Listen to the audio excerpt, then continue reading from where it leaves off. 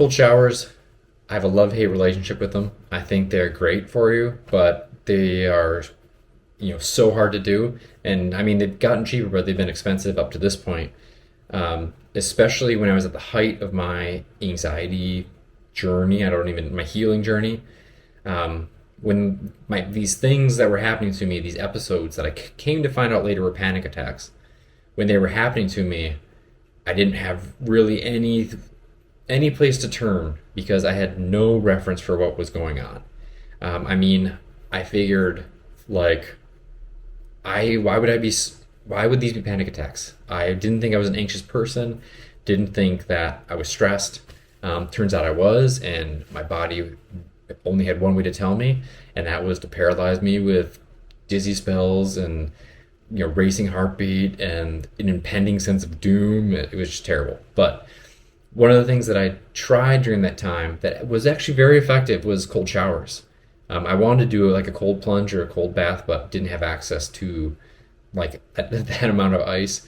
And also, I was just anxious and depressed. So getting off the couch to do anything besides the maintaining myself in my job and you know being there what little I could for the girls and my wife.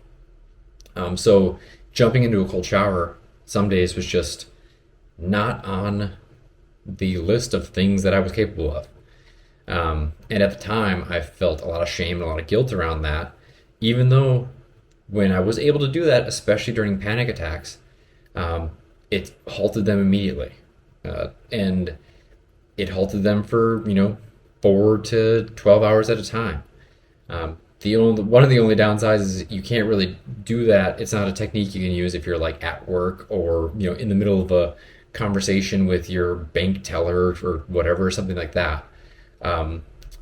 So I always felt a lot of shame that I wasn't doing something that was so effective for me in the moment. And then luckily I came across something that is much easier to form a habit around, and that's just face icing. And I've seen it a lot on TikTok and YouTube and Instagram for beauty reasons, for vanity, which it does do that, I guess. I didn't really pay attention. But in terms of regulating my nervous system, it was one of the best things that I did. And I'm trying to share on this channel like the needle movers that I came across in these 3 years of coming back to feeling like myself again. And one of the biggest needle movers was face icing.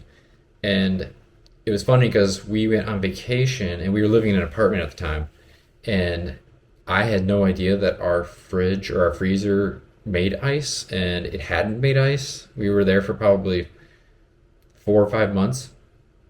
And we came back from that trip, and it was on that trip that I saw a video on face icing, and I was like, oh, I need to try that because cold showers were so effective for me. This might be, a way into that's a lot easier.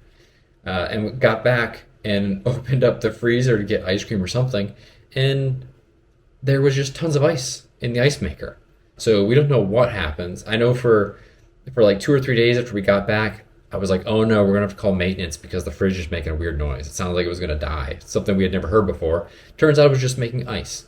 So I kind of took that as a sign, as maybe I was supposed to try this face icing.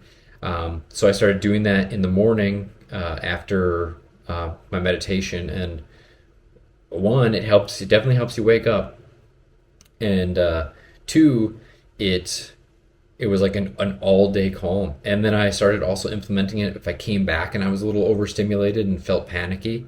I would, it was kind of a good cue to my wife if I was heading to the ice maker, to kind of give me some space for a few minutes, and I would face ice, and it would be like, it was pain and torturous for the first 30 seconds, but then all of a sudden I could feel just this huge shift of just like, whew, and then it was like the panic was gone, and I could be a father, a husband, I could get work done, I could make dinner. It was fantastic.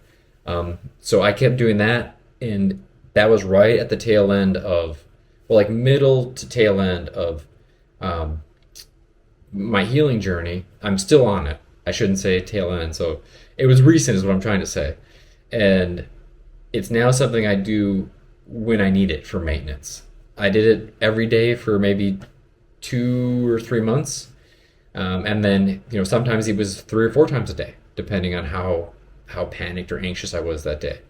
But it works on helping tone your vagus nerve. It activates something called the mammalian dive reflex, um, which, look that up. That could be a whole video on its own, but it's super beneficial for your biology.